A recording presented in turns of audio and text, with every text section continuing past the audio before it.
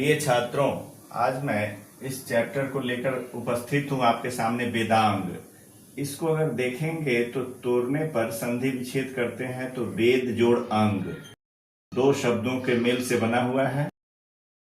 वेद आप समझ चुके हैं, जिसका अर्थ होता है ज्ञान। अंग का मतलब हुआ अवयव, जिसके सहायता प्रदान होती है। वेदों के अर्थ को समझने में जिन अंगों से सहायता मिलती है उन्हें हम वेदांग कहते हैं। उसमें पहला है शिक्षा। ये कहता है कि शिक्षा घ्राणं तु वेदस्य, शिक्षा घ्राणं तु वेदस्य। इसको वेद का घ्राण कहा गया। घ्राण का मतलब होता है जो नासिक, ठीक है, ये नासिका है।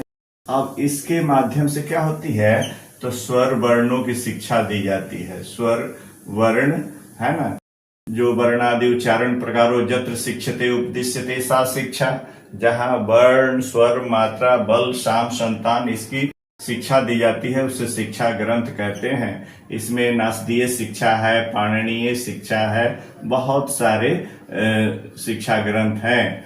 पाणिनीय शिक्षा, इसमें क्या किया गया है, स्वर की शिक्षा दी गई है, वर्ण की शिक्षा दी गई है ना, मात्रा की शिक्षा दी गई है, ठीक है। इसके बाद बल की शिक्षा दी गई है, शाम की शिक्षा दी गई है, ऐसे शिक्षाएं दी गई है। अब स्वर से मतलब अकारादि स्वर है, वही वर्ण है। वर्ण मात्रा का मतलब आप समझ गए होंगे, ह्रस्व दीर्घ प्लुत, इसकी शिक्षा दी गई है। और उदात अनुदात स्वरित, इसकी शिक्षा दी गई है। बल में आपको जैसे आभ्यंतर प्रयत्न है या बाह्य प्रयत्न है, इसकी शिक्षा दी गई है बल के माध्यम से। ये सब शिक्षा के प्रयोजन है, ठीक है। साम में विकर्षण की शिक्षा दी गई है, आकर्षण और विकर्षण जो होता है उसकी। तो ये शिक्षा ग्रंथ वेदों के अर्थों को जानने के लिए बहुत जरूरी है। इसको वेद पुरुष की नासिका, उसका जब मानवीकरण किया गया तो इसको नासिका की संज्ञा दी गई, ठीक है। उसके बाद दूसरे नंबर पर आता है कल्प। एक कल्प क्या है, ये सूत्र शैली में निबद्ध है, ठीक है। सूत्र शैली है इसकी, इसीलिए इसको कल्प सूत्र भी कहते हैं। सूत्र शैली में होने के कारण सूत्रबद्ध है। इसके बहुत सारे भाग हैं, जैसे आपको देखेंगे स्रोत सूत्र है, जिसमें यज्ञों का वर्णन है, ठीक है। उसके बाद आपको धर्म सूत्र है, जिसमें धार्मिक अनुष्ठानों का वर्णन है। गृह सूत्र है, जो गार्हस्थ्य जीवन के यज्ञों का वर्णन है, गृह सूत्र है, ठीक है। स्रोत सूत्र, धर्म सूत्र, गृह सूत्र, शूल सूत्र है, जिसमें यज्ञ के वेदी के निर्माण का वर्णन है। शूल का अर्थ होता है रस्सी, रज्जु, और इसी से नापा जाता था यज्ञ की वेदी का, कि भिन्न यज्ञों के लिए अलग अलग वेदी का निर्माण होता था। और गणितीय आपस्तंभ है, गौतम का धर्म सूत्र है, बहुत सारे जितने भी आप, ये ज्यामिति के लिए बहुत ही अप्रोप्रिएट है, जिसको रेखा गणित भी आप कहते हैं, क्योंकि उस समय इसी से नाप करके यज्ञ वेदी का निर्माण होता था। शूल का अर्थ होता है रस्सी, है ना। तो इस तरह से आप कल्प सूत्र, कल्प के माध्यम से भी वेदों के अर्थों को जानने में सहायता मिलती है, ठीक है। उसके बाद है व्याकरण। ये व्याकरण को जो वेद पुरुष, जब इसका मानवीकरण किया गया तो इसको मुख कहा गया। ये सबसे महत्वपूर्ण होता है। वेद कहा गया कि मुखम व्याकरणम स्मृतम, ये जो वेद है यह वेद का मुख माना गया है व्याकरण। मुखम व्याकरणम स्मृतम, ये व्याकरण जो है सभी जितने भी अंग हैं उसके सब में अधिक प्रधान है। क्योंकि इससे क्या होता है, किसी भी शब्दों के प्रकृति प्रत्यय कैसे उसका निर्माण हुआ है, उससे व्याकरण से इसकी जानकारी मिलती है। तो यह व्याकरण बहुत ही आवश्यक है। इसमें व्याकरण में आपने देखा होगा कि सर्वाधिक बहुत सारे वैयाकरण हुए हैं। ऐन्द्र व्याकरण है, सारस्वत व्याकरण है, कास्कृत्सन है, आपिशली है, शाक्टायन है, स्फोटायन है। लेकिन जो हम लोगों को व्याकरण उपलब्ध होता है उसमें तीन महत्वपूर्ण हैं। उसमें पहला है पाणिनि, उसके वैयाकरण है जिनकी रचना है अष्टाध्यायी, ठीक है। ये अष्टाध्यायी, और इसमें 8 अध्याय हैं और लगभग 4000 सूत्र हैं, ठीक है। ये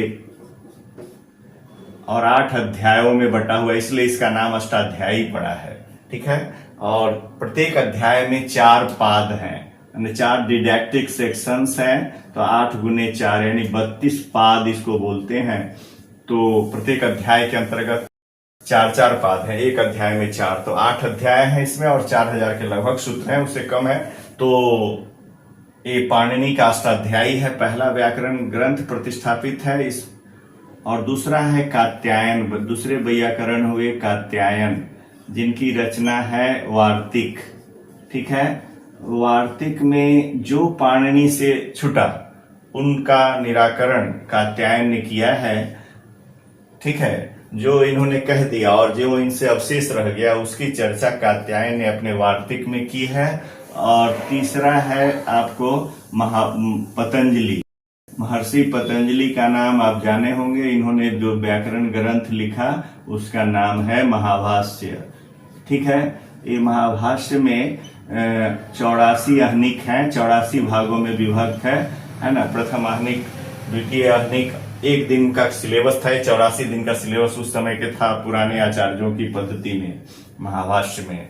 तो महत्भाष्यम महाभाष्यम पतंजलि का है, और तीनों मिलकर के व्याकरण, इसलिए इसको त्रिमुनि व्याकरण भी कहते हैं। पाणिनि, कात्यायन, पतंजलि, अष्टाध्यायी, वार्तिक और महाभाष्य। ठीक है, बाद में भी बहुत सारे वैयाकरण हुए, जिसमें एक भर्तृहरि हुए, जिन्होंने एक रचना, ये दार्शनिक सूत्रों से ओतप्रोत है, इनकी रचना का नाम है वाक्यपदियम। ठीक है, ये वाक्यपदियम ये बहुत ही प्रसिद्ध हुआ, और बाद में चल करके इसके भी 3 भाग हैं। वाक्यपदियम 3 भागों में विभक्त है। तो ये दार्शनिक सूत्रों से, दार्शनिक सिद्धांतों, दार्शनिक विचारों की पुष्टि करने वाला व्याकरण ग्रंथ है वाक्यपदियम, उसे ओतप्रोत है। तो इस तरह से अपने व्याकरण को देखा, इसको मुख माना गया है, मुखम व्याकरणम स्मृतम। आप भी जानते हैं कि बिना व्याकरण के किसी भी शब्द का शुद्ध उच्चारण नहीं हो सकता है। इसके प्रयोजन भी है, आप पढ़े होंगे व्याकरण से प्रयोजनम, उहार्थम च अध्येयम व्याकरणम, लघ्वर्थम च अध्येयम व्याकरणम, असंदेहार्थम च अध्येयम व्याकरणम। संदेह निवारण के लिए व्याकरण का अध्ययन किया जाता है, लघुता के लिए किया जाता है। इसके बाद विभक्ति विपरिणाम, सर्वे मंत्रा सर्वासु विभक्तिषु सर्वेषु च वचनेषु नैव निगदिता, यज्ञ गतेन पुरुषेण यथा यथम विपरिणमयितव्या, एतदर्थम व्याकरणम अध्ययम। तो व्याकरण के बहुत सारे प्रयोजन हैं, है ना। तो उसमें व्याकरण बड़ा महत्वपूर्ण है। निरुक्त, निरुक्त को निरुक्तरम श्रोत्रम उच्यते, निरुक्त को श्रोत्र कहा गया है। श्रोत्र का मतलब होता है कान, है ना। तो ये माना गया है निरुक्त को। और यह निरुक्त क्या है? यह निर्वचन शास्त्र है। निर्वचन का अर्थ होता है कि निर्वचन शास्त्र मतलब वैदिक शब्दों की व्याख्या करने वाला, ये करता है। निर्वचन शास्त्र का मतलब हुआ, ये निरुक्त के 12 अध्याय हैं इसमें, ठीक है। और ये जो अभी जो निरुक्त मिलता है, इसके रचनाकार है, रचनाकार का नाम है यास्क। यास्क कृत निरुक्त, ये जो है विद्वान है यास्क, ये निरुक्त के रचनाकार हैं। और इन्हीं के निरुक्त अभी उपलब्ध होता है। ऐसे बहुत सारे निरुक्त आचार्य हुए हैं, लेकिन यास्कृत निरुक्त जो है ये उपलब्ध है। ये वैदिक शब्दों का निर्वचन करने वाला, यानी उसकी व्याख्या करने वाला शास्त्र है, ठीक है। और उसके बाद है 5वां है आपको छंद। छंद को पैर कहा गया है कि छंदः पादौ तु वेदस्य, छंद को वेद पुरुष का पैर माना गया है, ठीक है। पैर से आदमी गमन करता है, इसलिए छंद जो है ये छदि संवरणे धातु से बना हुआ है। ये वेदों के आवरण है, ठीक है। वेदों के आवरण है। और मनोरंजक भी है, मानव के मनोरंजक, मन को खुश करने वाले। बिना छंदोबद्ध रचना जो होती है वो मनोरंजन नहीं कर पाती है, इसलिए मनोरंजक हैं, ठीक है। तो ये छंद जो है ये कई प्रकार के होते हैं। वैदिक छंदों में आपने, ये वैदिक छंदों की चर्चा यहाँ पर हो रही है। तो इसमें 1 पाद, 2 पाद, त्रिपाद, पंचपाद, बहुत तरह के होते हैं, 4 पाद के भी होते हैं। तो वैदिक छंदों में मुख्य रूप से आप देखिएगा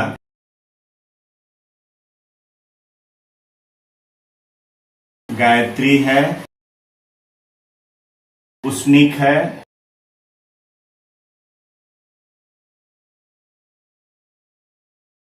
अनुष्टुप है, अनुष्टुप छंद है, त्रिष्टुप है, बृहति है, पंक्ति है, जगती है। ऐसे छंद है, वैदिक छंद है सातों। ऋग्वेद में इनका प्रयोग हुआ है। इन छंदों के नाम अब वैदिक छंद है। ये वेदांग के अंतर्गत इनसे ज्ञान होता है। जैसे गायत्री में 24 अक्षरों वाली होती है, 8 अक्षर प्रत्येक पाद में होते हैं, 3 पाद होते हैं, ठीक है। उष्णिक में 28 अक्षर होते हैं, अनुष्टुप में 32 होते हैं अक्षर, 4 पाद होते हैं। उसके बाद इसमें पंक्ति में इसमें होते हैं 36 अक्षर बृहति में, और उसके बाद पंक्ति में होते हैं 40, और इसमें होते हैं 44, और इसमें है 48 अक्षर होते हैं इसमें, ठीक है।